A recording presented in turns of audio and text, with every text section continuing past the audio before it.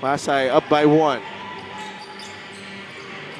Nash against JL De Los Santos. 6 seconds on the shot clock. Enriquez will launch it. Masyado malakas. Felebrico with the rebound. Final 2 minutes.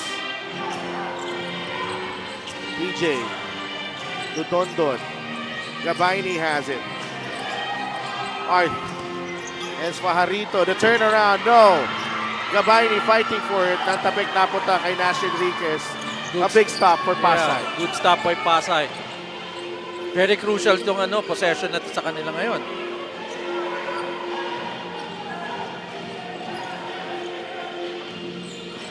They want the ball in the hands of Fajarito, and the foul is whistled on Art de la Cruz. Yeah, they saw the mismatch there. Pero kaya depensahan ni Art yun. Kaya lang napunta siya dun sa alanganin na posisyon. 4th team foul on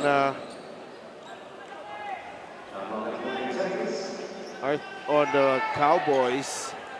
Both teams are now in the penalty. Oh, babalik si Gonzalez dito.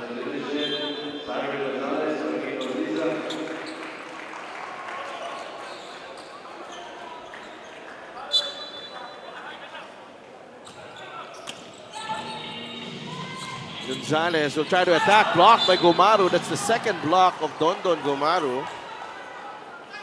12 seconds sa shot clock dito ng Voyagers.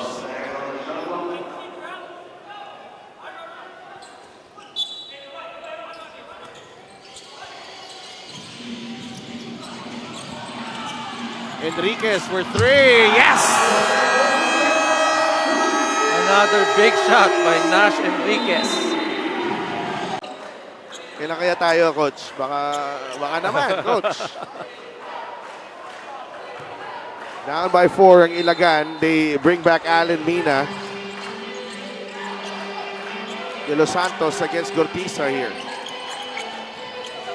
Art, baba kay Gabayni. Martel with a steal. Yeah, basang-basa eh.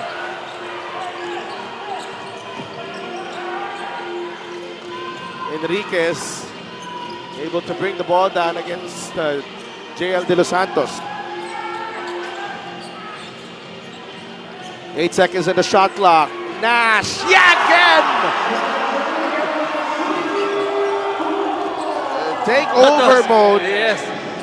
Nash Enriquez here. De Los Santos trying to answer, no good. I was telling you a while ago, basta naumpisahan na ni Nash yan, tuloy-tuloy na yan. And Nash Enriquez has caught fire here in the final minutes.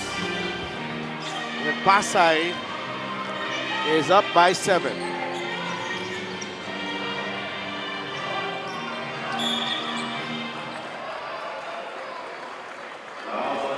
It's a foul by JL De Los Santos. He's done it against JL De Los Santos na Tsaka malaki sa kanya. kilalang Good defender, yes. defender.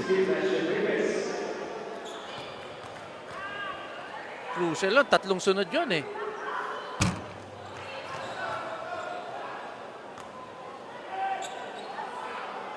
Coach Willie there. Enjoying the action. Niisip niya, ganyan din ako dati.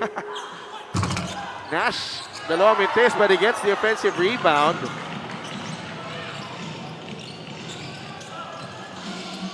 Here's Enriquez. Yeah, I think Isabela needs to foul.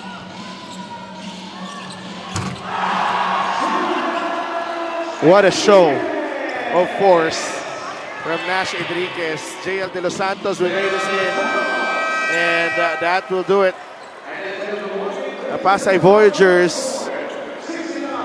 score a 76-69 win over the Ilagan Isabela Cowboys. Both teams coming in with a lot of new faces in their lineup, but the young guns of Pasay Tuloy-tuloy na yan.